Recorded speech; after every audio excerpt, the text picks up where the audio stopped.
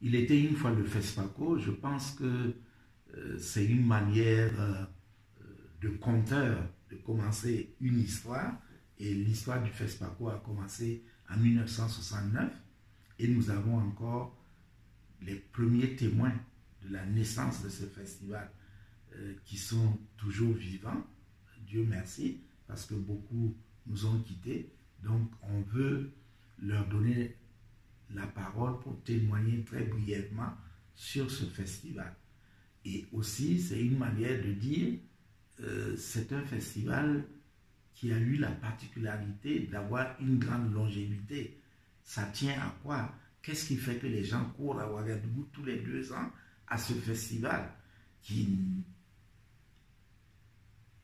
a su créer une sorte d'intimité entre le public ouagalais et les cinéastes qui viennent présenter des œuvres.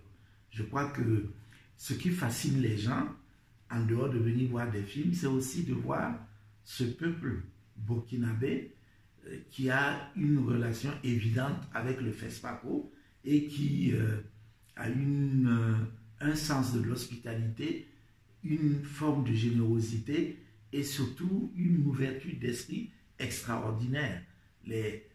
Plusieurs fois, des cinéastes m'ont raconté comment des citadins leur ont rendu des services, les ont invités à domicile pour manger ou ont pris tout leur temps pour les aider à résoudre un problème. Vous savez, ce n'est pas partout que ça se passe comme ça. Donc, ce festival-là, c'est un festival qui a un ADN particulier avec tout ce qui se célèbre pour ce cinquantenaire et qui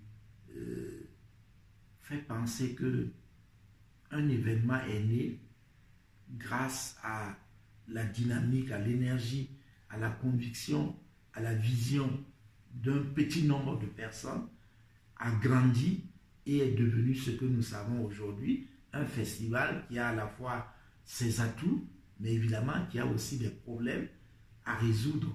Il y a des faiblesses à corriger. C'est un peu de tout ça que l'on peut parler pour dire que on continue de croire à ce festival qui va tourner une page pour écrire 50 autres années d'histoire.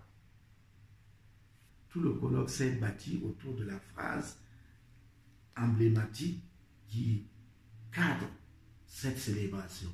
Confronter notre mémoire et forger l'avenir d'un cinéma panafricain dans son essence, son économie et sa diversité. Donc, nous déclinons tous les segments de cette phrase pour essayer de sonder aussi l'avenir. On va parler des nouvelles formes, parce que le cinéma a évolué entre-temps, à la fois dans ses équipements, très certainement, mais aussi dans la manière de traiter les sujets, les récits. Il y a les films de fiction, les documentaires, les films d'animation, les courts-métrages.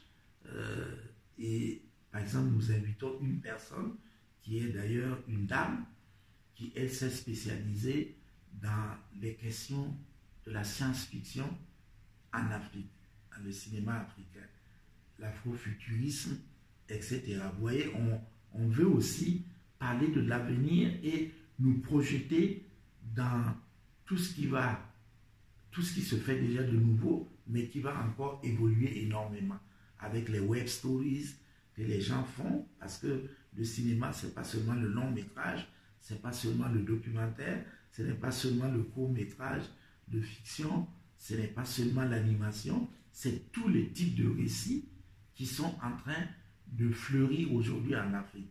Il y a des récits absolument incroyables aujourd'hui qui circulent.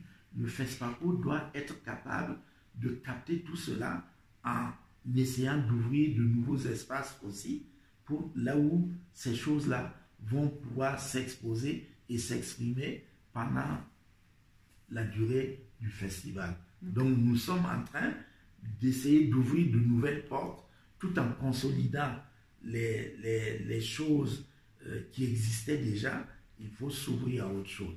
Mais le colloque est là justement pour que les gens réfléchissent et qu'ils nous amènent des choses dont le FESPACO pourra se saisir pour essayer de commencer à réaliser certains nouveaux aménagements dans l'organisation, dans la programmation, dans les débats, dans les ateliers professionnels, etc. etc. Pour qu'il y ait une pérennisation à la fois de la production des films, mais même du FESPACO, il faut trouver des nouvelles sources de financement, des nouveaux modèles économiques, etc. Donc, c'est-à-dire, le cinéma ne peut pas se faire sans argent. De même qu'un festival ne peut pas s'organiser sans ressources. Donc, nous essayons d'interroger toutes ces nouvelles possibilités qui existent et il faut qu'on soit capable, en fait, d'inventer des façons de travailler, de nouveaux modes de faire qui permettent à l'Afrique et à sa diaspora, bien sûr, de pouvoir être de plus en plus présent à son propre regard par la fabrication de films qui circulent dans nos deux espaces, Afrique et diaspora, mais aussi qui puissent conquérir d'autres marchés dans le monde, bien évidemment. Les films africains ne circulent pas suffisamment en Afrique, d'où la nécessité de parler de la mémoire. Confronter notre mémoire, c'est voir comment on peut faire en sorte que les films du passé soient vus par les nouvelles générations, dans les salles de cinéma, à la télévision, dans les universités, etc. Donc vous voyez, il y a chacun des thèmes a